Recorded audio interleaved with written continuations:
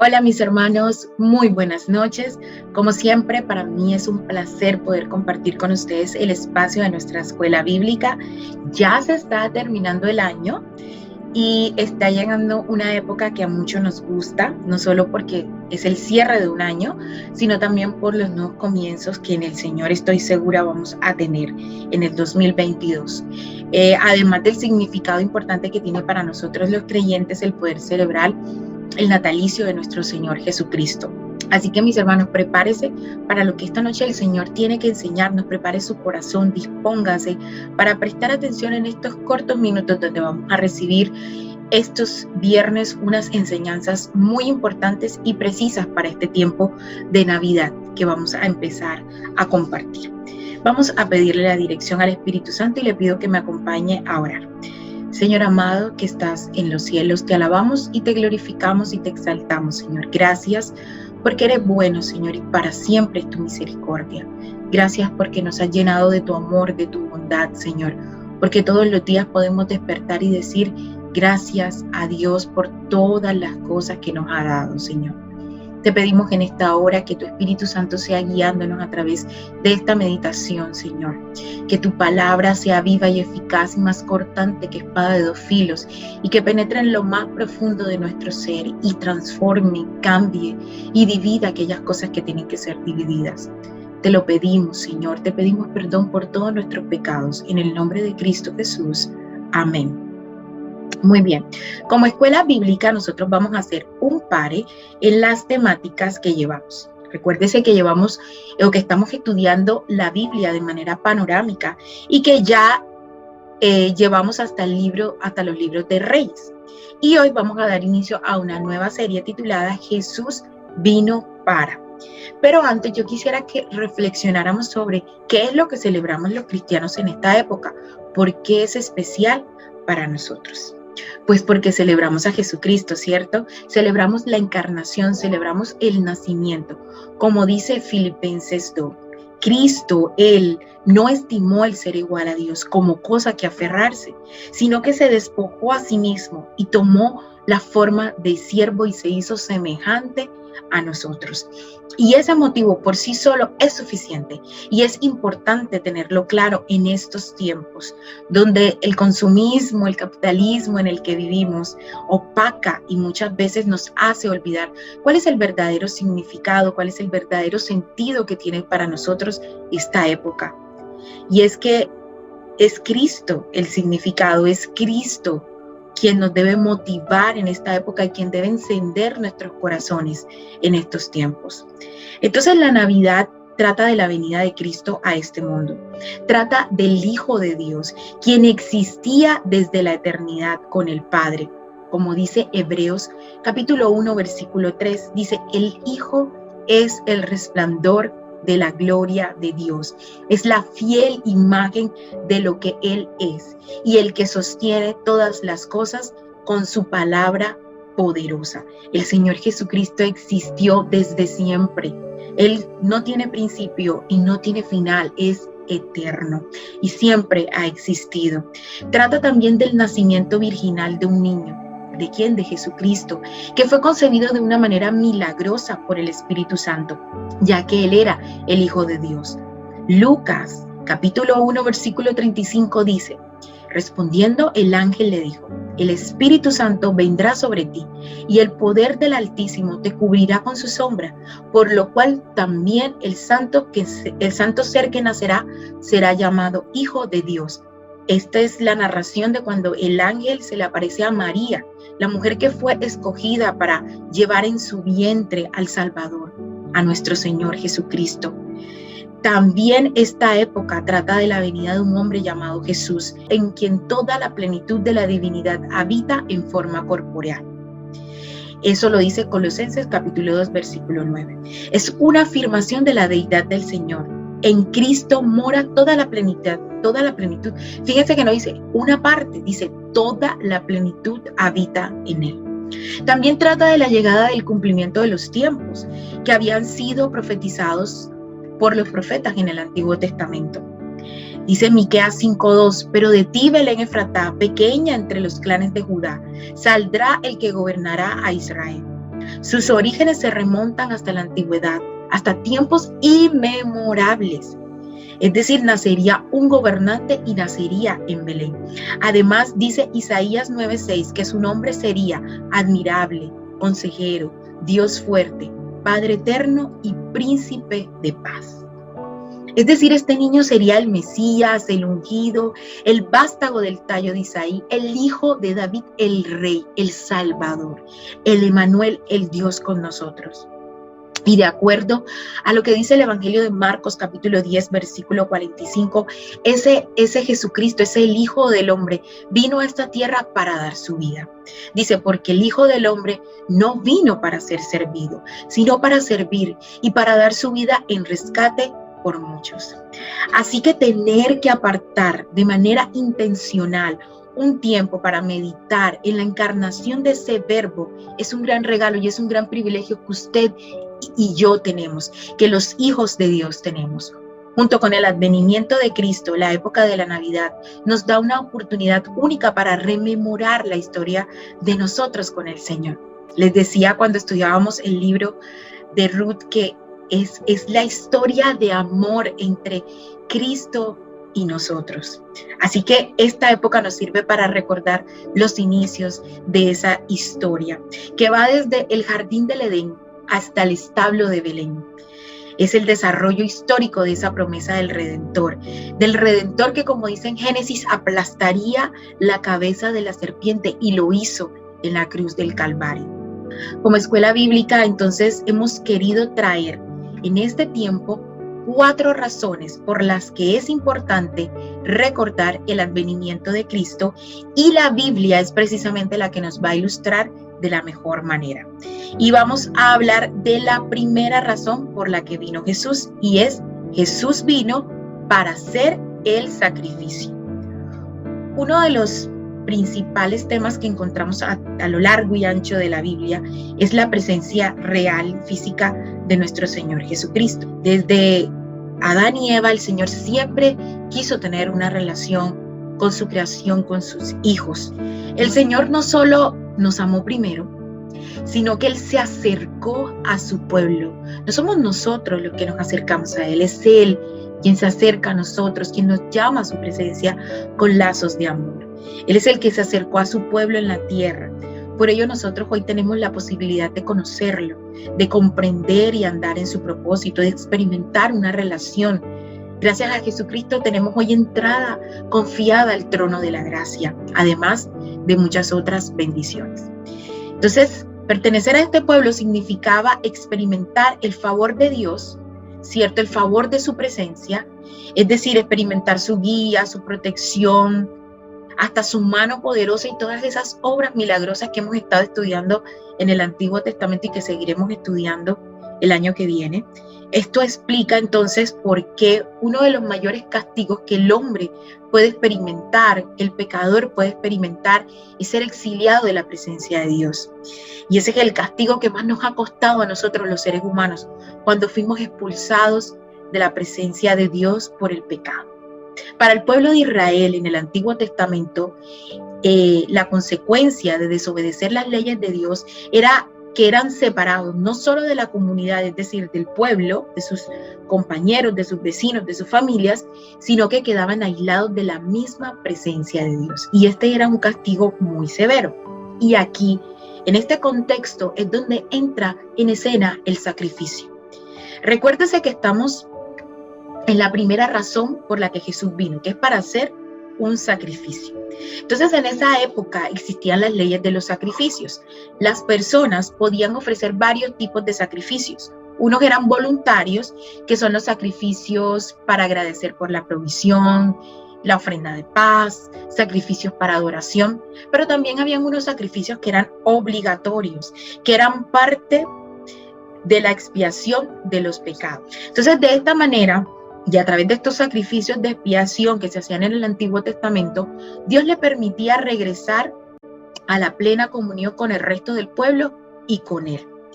Los eruditos Raymond Dillard y Tremper Lotman explican la situación con claridad y dicen lo siguiente. Dice: Dios es santo y no puede tolerar la presencia de pecado e impureza. El sacrificio es una forma de volver a hacer puro lo impío y restaurar la comunión en la presencia de Dios. Además, permite que las personas impuras que fueron expulsadas de la presencia de Dios regresen una vez más al campamento, que es el terreno de los santos. El tabernáculo y el templo en esa época tenían un significado para el pueblo, ya que allí moraba la presencia de Dios, allí moraba el Señor. Y en el interior de él se encontraba un lugar importante que era el altar. Allí el Dios Santo se encontraba con un pueblo que estaba manchado por el pecado y por la desobediencia. El altar era un lugar en constante movimiento y actividad, ya que los pecadores se acercaban para presentar allí sus sacrificios. Sin embargo, y hay un pero en toda esta historia, estos sacrificios no eran perfectos. Estos sacrificios no podían abolir completamente el pecado. Por lo tanto, el pueblo tenía que ofrecer sacrificios una y otra vez. Todos los días estaba encendido el incienso. Todos los días había que quemar sacrificios, expiación. Todos los días había que entregar un corderito, porque el pueblo todos los días pecaba. Todos nosotros pecamos todo el tiempo. Entonces, además, se necesitaban sacerdotes. Y estos actuaban como mediadores entre Dios y el pueblo. Entonces una persona debía llevar su ofrenda al templo, o sea, su animalito, su corderito, su carnero, a los atrios y explicarle al sacerdote el motivo. Y así funcionaba el sistema de sacrificios. Pero este sistema fue útil por un tiempo. No obstante, todo esto fue el anticipo de un sacrificio que iba a ser más grande y perfecto, el de Jesucristo mismo. Estos sacrificios apuntaban hacia el sacrificio perfecto y definitivo, que era el de nuestro Señor Jesucristo. Entonces fíjense cómo el Antiguo Testamento ya nos estaba preparando para lo que Cristo venía a hacer, que era entregar su vida como ese cordero inmolado perfecto para salvación de nosotros, para que nuestros pecados sean limpiados, para que podamos ser purificados de la contaminación que el pecado produce en nuestras vidas. Vamos a observar entonces los siguientes pasajes que nos pueden ayudar a entender esto. Efesios capítulo 5 versículo 2 dice: Cristo les amó y se dio a sí mismo por nosotros, ofrenda y sacrificio a Dios como fragante aroma. Aquí en este pasaje se presenta a la cruz de Cristo como algo más que una ejecución pública, como la ejecución pública de un criminal. Se presenta a la cruz como ese altar de bronce del Antiguo Testamento. Fíjense que les decía que en el tabernáculo estaba el altar donde se ofrecía el sacrificio, donde el sacerdote entraba a ofrecer ese sacrificio. Entonces la cruz se vuelve ese altar donde Cristo Jesús, donde el Cordero de Dios es ofrecido como ese holocausto perfecto. Y ese sacrificio quita el pecado del mundo. Identifica a Cristo con cada uno de los sacrificios que fueron ofrecidos en el Antiguo Testamento por el mandato de Dios. Todos aquellos sacrificios siempre estaban apuntando a Cristo.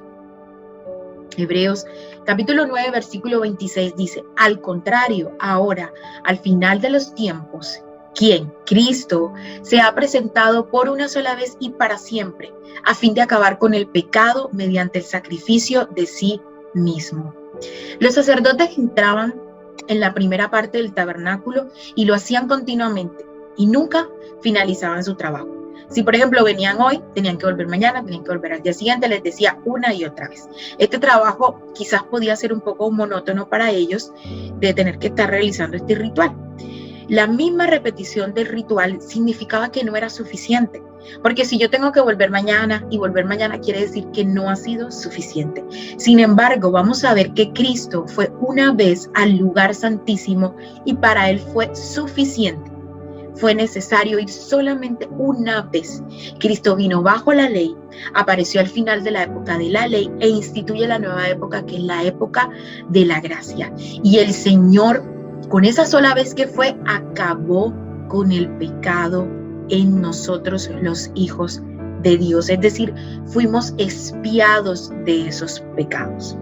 Hebreos capítulo 10, versículo 14 dice: porque con un solo sacrificio ¿quién? Cristo ha hecho perfectos para siempre a los que están santificados. Los que le decía, por ese solo sacrificio, Cristo nos ha hecho que nos ha santificado, nos ha hecho perfectos. Recordemos, mis hermanos, que cuando nosotros nos acercamos al trono de la gracia, los hijos de Dios vamos delante de la presencia del Señor.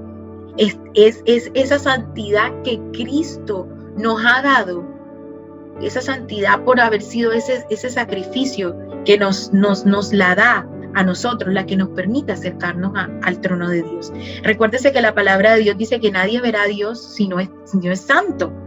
Entonces es esa santidad la que se nos aplica a nosotros, esa justificación, la que se nos aplica a nosotros por el sacrificio de Cristo Jesús. Una ofrenda pudo hacer lo que muchas ofrendas no pudieron hacer. Esa ofrenda, o sea, el sacrificio de Cristo Jesús fue suficiente para satisfacer la ira de Dios. Hebreos capítulo 10, versículo 18 dice, y cuando estos han sido perdonados, ya no hace falta otro sacrificio por el pecado. El sistema de sacrificios que empezó con Abel termina con la muerte de Cristo Jesús. Ya nosotros hoy día no necesitamos ir delante de la iglesia a llevar el carnerito y a pedir. Pues sí tenemos que pedir perdón, pero ya no tenemos que sacrificar un animal, es decir, derramar sangre para que se nos sean perdonados nuestros pecados, sino que simplemente por medio de Cristo Jesús recibimos el perdón de los pecados.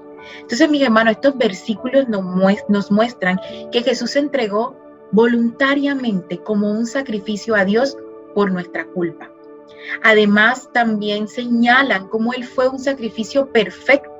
Ya hoy no necesitamos el sistema de sacrificio que consiste en ofrecer animales por el pecado. Después de la muerte de Jesús, ya no tenemos que sacrificar animales en el altar, porque la muerte de Jesús en la cruz era el único sacrificio necesario por el pecado, ofrecido una vez y para siempre. Entonces vemos cuán grande es el sacrificio que tenemos en Cristo Jesús. Por medio de la fe en Él, nosotros somos completamente perdonados de toda culpa. Y no sé ustedes, mis hermanos, pero a mí eso me da confianza y esperanza y me ayuda a ir confiadamente al trono de la gracia, es decir, a la presencia del Señor. Y nosotros, al igual que los israelitas en la antigüedad, podemos disfrutar de la presencia plena de Dios entre nosotros, sobre todo cuando somos capaces de reconocer nuestros pecados y aceptar que Cristo se entregó a sí mismo por nosotros para pagar nuestras transgresiones. Entonces, desde la época de Adán y Eva hasta los tiempos de Jesucristo, los del pueblo de Israel practicaron los sacrificios. Esos animales tenían que ser perfectos, tenían que ser sin una sola mancha. Y la ordenanza se dio para recordar a su pueblo que Jesucristo, el primogénito de todos, vendría al mundo y sería perfecto en todo sentido y se ofrecería a sí mismo como un sacrificio por nuestros pecados. Fíjense que la Biblia dice que en Él no se halló pecado alguno y como cordero fue llevado al matadero. Y dice, enmudeció y no dijo nada porque Él estaba dispuesto a morir, a rescatar a los hijos, a las ovejas que el Padre les había dado. Mis hermanos, qué hermosa es esta enseñanza, ¿cierto? Jesús vino para hacer el sacrificio perfecto. No puede existir mayor amor que este, que dar la vida por nosotros, que dar la vida por sus amigos. Y una de las razones por la que el Señor Jesús dejó su trono y su corona fue para entregar su vida en propiciación por nuestros pecados. No sé a usted, pero a mí me llena de mucho gozo y me llena el corazón esta verdad. Y me hace ver con unos lentes y unos ojos totalmente diferentes esta fecha. Le invito, mi hermano, a que se tome un momento para reflexionar por qué fue necesario que Jesús se ofreciera como un sacrificio. ¿Quiere que le diga? Porque usted y yo somos pecadores. Éramos pecadores y no había otra manera de poder acercarnos al Padre, de poder reconciliarnos con el Padre y poder restaurar esa relación que el pecado había dañado para con nuestro Señor. No había otra manera de restaurar esa comunión. Así que le invito a que le dé una oración de gratitud al Señor por este sacrificio. Vamos a orar. Amado Padre, Te damos gracias, infinitas gracias, Señor, por estas verdades espirituales. Gracias porque tú eres un Dios maravilloso, Señor, porque tú nos amaste aún desde antes de la fundación del mundo, Señor. Nos escogiste. Gracias por Cristo Jesús. Gracias porque Él no estimó el ser igual a ti, sino que se entregó a sí mismo por nosotros, Señor. Vino a esta tierra para hacer ese sacrificio, ese cordero inmolado. Gracias, Señor, porque fue capaz de morir por todos nosotros y descargar con el peso del pecado en la cruz del Calvario, Señor. Gracias. Gracias, porque por ese sacrificio hoy nosotros tenemos entrada segura al Padre. Gracias, porque por ese sacrificio hoy nosotros somos justificados, somos redimidos. Nuestros pecados fueron expiados. Muchísimas gracias, Señor. Ayúdanos a tener un corazón agradecido, Señor, y a que esta verdad pueda impactar nuestras vidas y que en esta época podamos recordar que la venida de Cristo Jesús no fue una venida normal, sino una venida divina, que si el Señor Jesucristo nació y vino a esta tierra y se hizo un siervo, fue para darnos salvación, para ofrecerse como un sacrificio. Gracias, mi Señor. En el nombre de Cristo Jesús. Amén. Mis hermanos, espero que esta razón por la cual Jesús vino le dé un nuevo sentido a sus fechas, a sus celebraciones y que usted pueda compartirlo con sus seres queridos. Les invito para que el próximo viernes sigan pendiente de nuestra página aquí en YouTube, puedan conectarse a las 7 de la noche para que puedan recibir una nueva enseñanza de Jesús vino para. Vamos a ver otra razón por la que Jesús vino a la tierra. Que tengan muy buenas noches y Dios les bendiga.